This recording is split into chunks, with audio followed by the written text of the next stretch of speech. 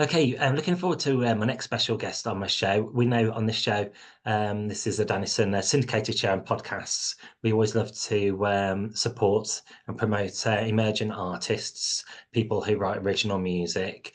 Welcome to my show. We've got Meg Fox now joining me. She's had a bit of publicity regarding her new single as well. Just want to say welcome to my podcast radio show. Hi, Danny. Thank you. Brilliant. Nice to have you on. Heard and read so much about you. That's why I invited you on. Fantastic to have you on today. Now, Meg Fox, I know you automatically have a show busy name. But that aside, you are a musician in your own right, which we'll get to onto now. Firstly, how are you today? I'm great. I'm ecstatic. Like the single comes out extremely soon, and I just can't wait for people to Yeah. hear it. Has it been a bit of a whirlwind with everything as well? Yeah, I guess the past like couple of days, it's been very overwhelming with sort of the support that I've had from it and the comments from it, Ah, that's and just wonderful. like seeing it on BBC News and stuff. It's been a bit of a shock. Yeah, sure, that's understandable, but in a positive way. Mhm. Now, you are obviously in my neck of the woods, local radio. Like, I heard you on the WMS website. They promoted you. You've always been situated like West Midlands area. Yes. Yeah. Brilliant. And wanted to ask now, talk about your new single release. You're promoting Puppet on a String, as you say. You're releasing that in a couple of days' time. I wanted to ask firstly, how long have you had a passion for music for? Oh God. Okay. So music has been it's been in my entire I've had it for my entire life. I've always had a passion for music. I've always played instruments since maybe like 6 or 7, probably maybe even younger. Hmm. But I guess I really started to pick it up when I was maybe like 12 or 13 when I started high school and stuff. Taught myself to play guitar, um, and then picked piano up again. And like I've always enjoyed singing, etc. But in terms of my songwriting, I started doing that maybe nearly 3 years ago, but I say it started to improve and really become a big sort of passion of mine maybe 12, 18 months ago. Mm. And growing up, in your later school years, your education, did you always like your music lessons, and did you go on to like say college, like the same, study music technology? So I did music at GCSE, but I didn't at A level because I was originally going to go to university to do something else, and then I ended up joining the ambulance service instead. Sure. Yeah. And I'm going to ask a few questions about where your role in that a little bit later on. Onto the music, still musical questions. Do you play any musical instruments? You say, do you play any musical instruments? I see you hold a guitar in one of your promo shots. Yeah, so I play guitar and piano currently, and then obviously singing as well. Brill. So we're multi-faceted, multi-talented. I try. I'm Cool. not very good at them compared to some people, but Mm, it gets me by. that's good. No, I'm sure you'll learn. You'll pick up more experience as you go along doing this. Yeah. Definitely. How would you describe your sounds, or the genres of music that inspire you? I guess my kind of music genre, I think it kind of falls into the indie pop rock sort of genre. And I kind of take inspiration from like artists such as like The Last Dinner Party, Hosier, Phoebe Bridgers, like artists like that. I really kind of resonate with their music. That's cool. Now, Puppet on a String. I was just going to add to that. So it has a punky pop rock feel to it, as you say, the sounds you're trying to capture. What's the meaning behind this new track?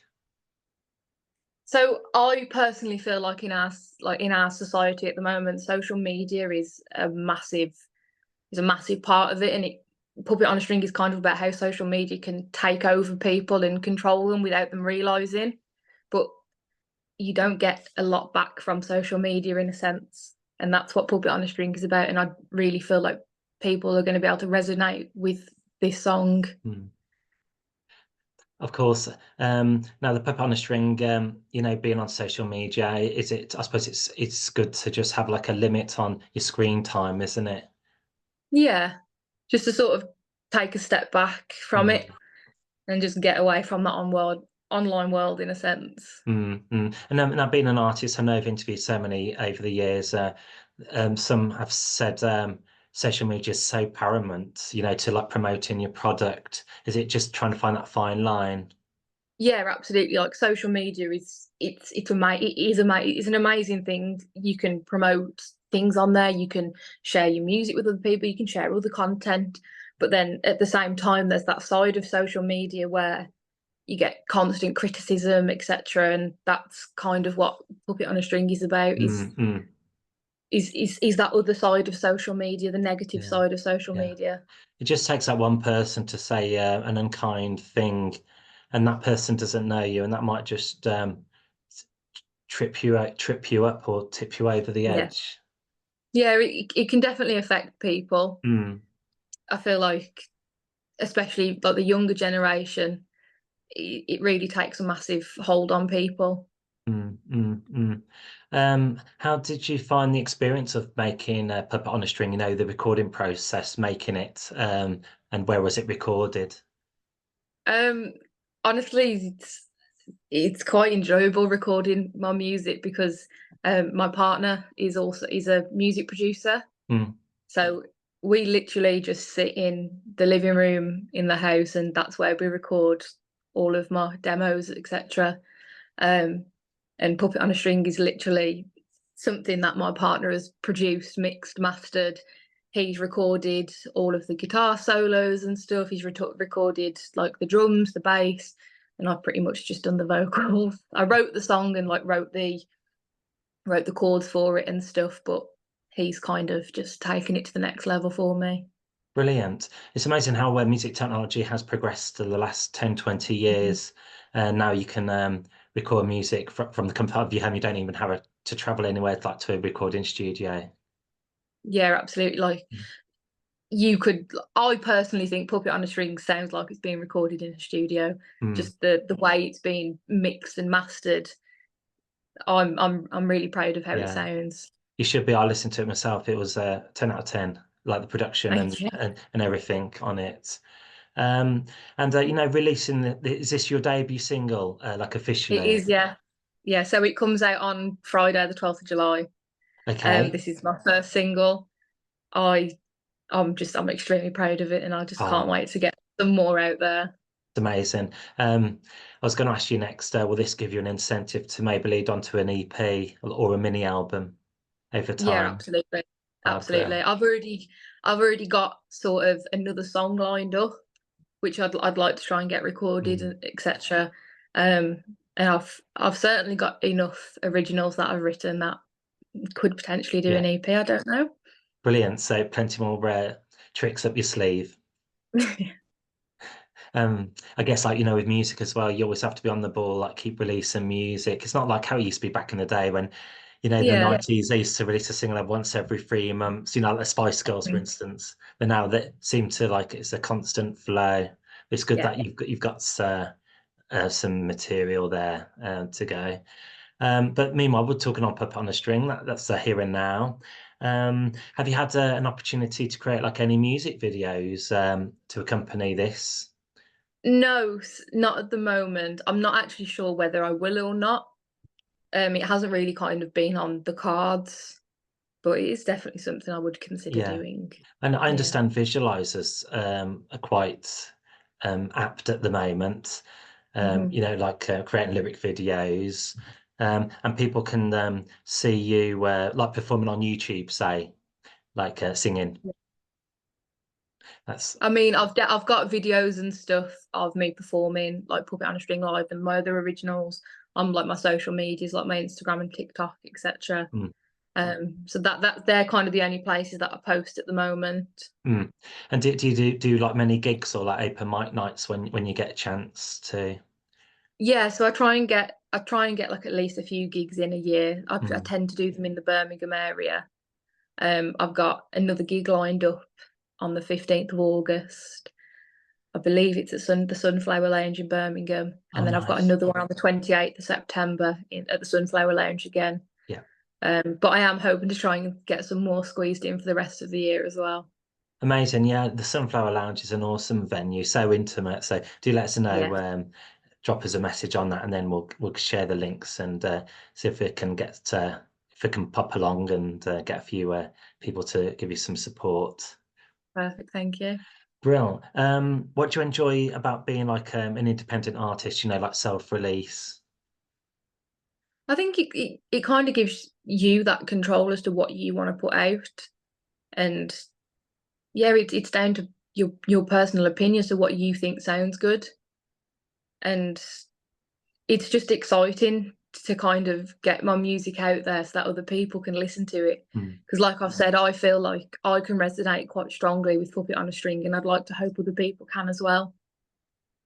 So being an independent artist, if it works for you, nothing else matters. Yeah, I guess so. Yeah, It's like a personal journey in a yeah, sense. Music for me initially started as just a hobby, and now like it's one of my biggest passions. yeah, yeah. Any artists on your radar? Any artists on your radar you may wish to like collaborate or work with? Oh, I don't know. I mean, a lot of the artists that I kind of get my inspiration from are a lot bigger. They're obviously with labels, etc. They're not necessarily independent artists. But I mean, it'd be amazing to play with just anybody, Mm, mm. really. It's just the experience of it. Of course. Also wanted to just touch on you mentioned that you study like paramedicine. Was this something you always wanted to pursue? Also, you know, helping others, making a difference to the community, and even like potentially saving lives also. Yeah, so both of my parents are in the ambulance service as well, and they have been for 20 plus years. They both joined when they were really young. So I was kind of born and raised to join the ambulance service in a sense. Started October 2021 as an apprentice hired by West Midlands Ambulance Service. Um, did an AIP course, went out like operationally, and then qualified as a emergency medical technician. And then now I'm at university doing my paramedicine degree, which I should finish it should be finished by the end of the year, and That's then so should get my incredible. registration. And do you find like writing lyrics, creating music very therapeutic to escape the challenges of everyday life? Yeah, absolutely. Obviously, any job in the NHS is extremely stressful, and I think because I started at such a young age as well, I started in the service when I was 18. It was really important for me to not sort of take home what I'd seen or done at work. And music for me it's definitely a way to kind of step back from everything. Mm. I know in watching like the documentaries, you see things that the every man doesn't like see in like in a year. You see in a week. Yeah, I mean, it's not very often we see those things, but when we do, they can certainly take a toll on people. Yeah, yeah, it's understandable. But on on another angle, what's the support like been from your crewmates and your peers and your family and friends? Oh, they've been amazing. They're absolutely immense. I'm so grateful for every single one of them, like all my colleagues and my family and stuff. They're the most supportive people, and I'm genuinely really grateful to know them all. That's amazing. And I hate I think I can ask this question now. What's the feeling like when you hear your song being played on your radio? It's really overwhelming to actually hear it live. Well, that's not live, but being played on a radio station. Obviously, it's been played on a couple of radio stations now. Um, and it's such an immense feeling. Like I just feel really proud of myself that I've managed to get it out there. That's good. I'm pleased for you. What advice would you give to someone who just wants to chase their goals or dreams? Doesn't have to be musically, but to the people who don't have the confidence to do so. Honestly, just do it. If you've got an aspiration, there's nothing stopping you from doing it. Mm, mm, very As true. long as you've got that support there, just go for it. Finally, ultimately, where is best where people can follow you? I like to say social media. I know we mentioned social media, but it does have its pros. Like emailing lists or websites or streaming platforms. Where's best? So my Instagram and TikTok are both Meg Fox Music. I post like obviously my originals on there, gig content, and then potentially more singles that may come out. And that's sort of where you can hear like about gig updates as well. Mm. And Yeah, obviously yeah, once from the 12th of July, I'll have a Spotify, which will be Meg Fox, which is where you can hear Puppet on a String. It'll be on all streaming yeah. platforms. Well, it's really great. As I say, I'm really pleased for you. With your new record release, I'm sure we'll hear more from you in the future as well. I think that's everything I wanted to ask today. And then one final thing I can do for you is play my record on my show for you. That'd be amazing. Thank you. Brilliant. No, thanks for taking time out to speak with me today. Meg Fox, musician, singer as well, on my show today. Thank you.